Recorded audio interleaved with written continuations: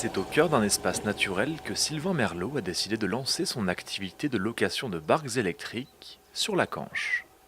Pour cet amoureux de la nature, proposer un mode de déplacement vert était une nécessité pour partir à la découverte de la faune et la flore environnantes.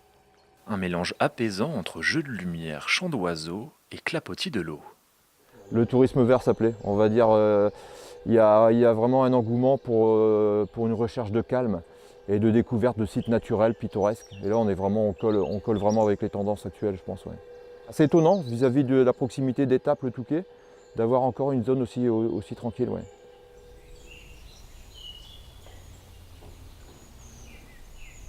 Ouais, même sans motorisation, dans le sens du courant, on peut se laisser bercer facilement. Si on veut vraiment découvrir la nature et puis observer les animaux sans les effrayer, on peut couper le moteur.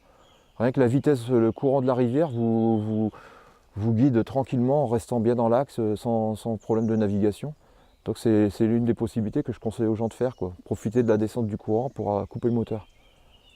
D'ici quelques mois, une fois les partenaires trouvés, cet ancien ingénieur technicien compte bien proposer des balades thématiques et pédagogiques à l'aide d'un guide pour faire découvrir plus en détail les habitants de la Canche et sa végétation.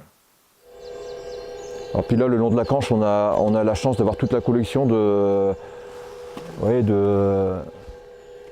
sols. Des sols blancs, des sols tortueux, des sols cassants. On a vraiment une végétation qui est assez typique. Ça fait du bien d'avoir des petits moments de pause dans sa vie, avoir un petit retour au calme. Et si malgré l'envie de découvrir ces méandres, le maniement de cette barque vous semble compliqué, rien n'est plus facile. Je donne 2-3 recommandations de navigation parce que comme on est sur un site qui est naturel, il y a des branchages un peu sur les berges. Donc le principe c'est de bien naviguer dans le lit de la rivière, dans la zone centrale, et il n'y a vraiment aucun souci. J'ai eu des clients qui n'avaient jamais monté dans une barque, quelques défauts de manœuvre au départ, et puis après ils sont rentrés accostage au ponton comme des professionnels, quoi. Aucun souci. Et on est vraiment dans une vitesse de croisière très très lente, donc ça permet de corriger quand on fait une erreur.